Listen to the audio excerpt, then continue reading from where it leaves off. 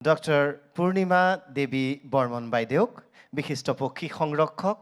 আমি বঁটা আগবঢ়োৱাৰ পূৰ্বে এটি দৃশ্য শ্ৰাব্য আমি আপোনালোকক দেখুৱাব বিচাৰিছোঁ বাইদেউৰ জীৱনৰ পৰিক্ৰমাৰ কিছু অংশ মাত্ৰ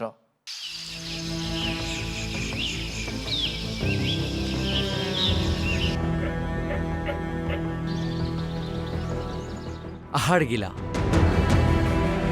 বিশ্বত বিলুপ্ত প্ৰায় এই পক্ষীকুল অমংগলীয় জধলা আৰু যে কত কি লোককথা এই সকলো এলান্ধুকৰীয়া বিশ্বাসক প্ৰত্যাহ্বান জনাই আহাৰগিলা সংৰক্ষণৰ বাবে দৃঢ় প্ৰতিজ্ঞ হৈছিল গুৱাহাটী বিশ্ববিদ্যালয়ৰ এগৰাকী গৱেষক ছাত্ৰী গৱেষণাৰ বিষয় আছিল আহাৰগিলা 2007 চন এটা অনাকাংক্ষিত ঘটনা শৈশৱতে আইতাকৰ দুহাত ধৰি প্ৰকৃতিৰ মোহনাত অবাধ বিচৰণ কৰা ছাত্ৰীগৰাকীৰ এই ঘটনাই সলাই দিছিল তেওঁৰ জীৱনৰ পৰিক্ৰমা বিপন্ন হাড়গিলা সংৰক্ষণৰ নতুন যাত্ৰা এই যাত্ৰাত নাছিল বন্ধুৱাবাদ পদে পদে উজুতি হাজাৰটা বাধা বিঘিনি সকলো নেওচি আপোন লক্ষ্যত আজিও তেওঁ সৰ্বত্যাগী নাম তেওঁৰ হাড়গিলা বাইদেউ ডক্টৰ পূৰ্ণিমা দেৱী বৰ্মন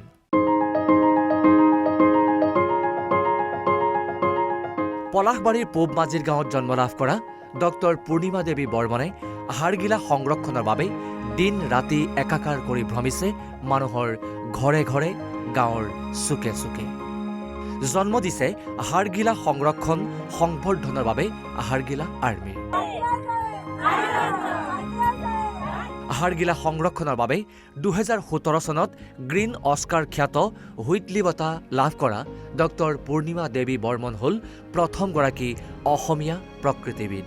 2018 চনত ভাৰত চৰকাৰে তেওঁলৈ আগবঢ়ায় নাৰী শক্তি পুৰস্কাৰ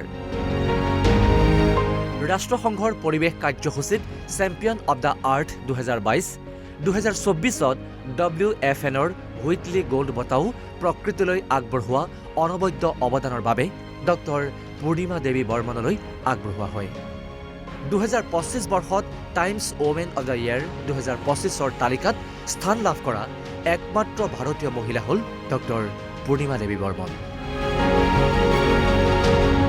এনে এগৰাকী বিদুষী মহিলাক আজিৰ এই পবিত্ৰ ক্ষণত অসম লাইফ 24 বিভূষণ বঁটা আগবঢ়াই অসম লাইফ 24 পৰিয়ালে নিজকে ধন্য মানিছে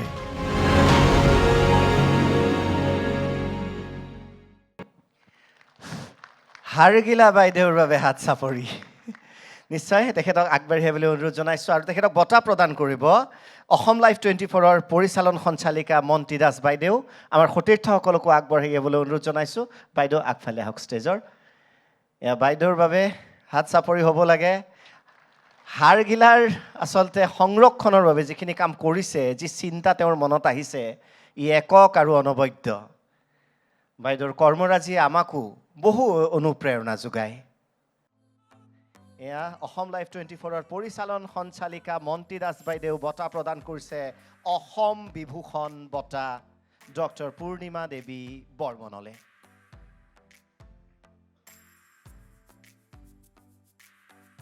বাইদেউৰ টীম এটা আছে কাৰণ কোৱা হয় অকলে একো সম্ভৱ নহয় টীমটোকো মাতি দিব অনুৰোধ জনাইছে বাইদেউৰ টীম আহিব লাগে ইয়ালে আমি দেখিছোঁ লগত এটা হাড়গিলা লৈ আহিছে আহক অকণমান সোনকালে আহক যদি বেয়া নাপায় হাড়গিলাৰ দৰে উৰি আহক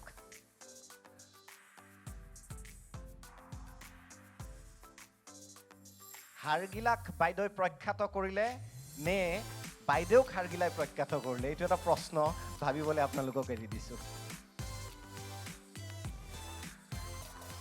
এটা জোৰে হাত চাপৰি লাগে টীম হাড়গিলাৰ বাবে সকলোৱে বঁটা গ্ৰহণ কৰিছে আচলতে অসম বিভূষণ বঁটা অসম লাইফ 24 এয়া মন্তি দাস বাইদেউ প্ৰদান কৰিছে তেওঁলোকক বঁটা আৰু আমি পোচাকতো অংকন কৰা আছে হাড়গিলা আপোনালোকে হয়তো লক্ষ্য কৰিছে সেউজীয়া আৰু ৰঙা ফুল তোলা আছে ফুল বচা আছে হাড়গিলাৰ দুৰ্দান্ত প্ৰেমিক হাড়গিলা হয়তো ভাবে কোনে কয় তুমি অকলশৰীয়া পূৰ্ণিমা বাইদেউ আছে তোমালোকৰ সৈতে টিম হাড়গিলাৰ মৰম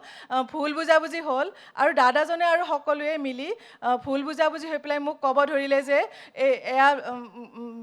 লেতেৰা চৰাই, গেলা পচা মৰাহ খায়, অশুভ চৰাই আৰু ইয়াৰ জীয়াই থকাৰ অধিকাৰ নাই, তেনেকুৱা ধৰণৰ কথা। আৰু সেইদিনাখনেই মই অনুভৱ কৰিলোঁ যে কেনেকৈনো এটা প্ৰকৃতিৰ সন্তান অশুভ হ'ব পাৰে। মোৰ এনেকুৱা লাগিছিলে যে মোৰ কন্যা সন্তান দুগৰাকীকে তেনেকৈ গালি পাৰি আছিলে। গতিকে সিদিনাখন অনুভৱ কৰিলোঁ যে কাৰো আচলতে দোষ নাই, কিন্তু আমাৰ সজাগতাৰ অভাৱ। আৰু সিদিনাখনৰ পৰাই মোৰ এই যাত্ৰা আৰম্ভ হ'ল আৰু সদায় থাকিব। আৰু আমাৰ বাইদেউসকলক আপোনালোকে লগ পালেই, আমাৰ এইটো এটা বিশাল যাত্ৰা এতিয়া, আৰু আপোনালোকে আশীৰ্বাদ কৰিব। আৰু আমি প্ৰত্যেকেই কিবা নহয় কিবা কৰিব পাৰোঁ। আৰু অৱশেষত মই প্ৰত্যেককে ইয়াত যিমান ব্যক্তি আছে সকলোকে মই এটা এটা চৰাইৰ প্ৰেমত পৰি যাবলৈ, এটা এটা চৰাই ভাল পাবলৈ, বা জীৱ জগতৰ এটা জীৱকুলক ভাল পাই একাষাৰ মাত্ৰ মাত দিবলৈ, কিবা এটা কাৰ্য কৰিবলৈ অনুৰোধ জনাইছোঁ। তেতিয়া আমাৰ পৃথিৱীখন কিমান সুন্দৰ হৈ যাব নহয় জানো? তাকে কৈ পেলাই মই আপোনালোকৰ আশীৰ্বাদ বিচাৰিছোঁ। ধন্যবাদ।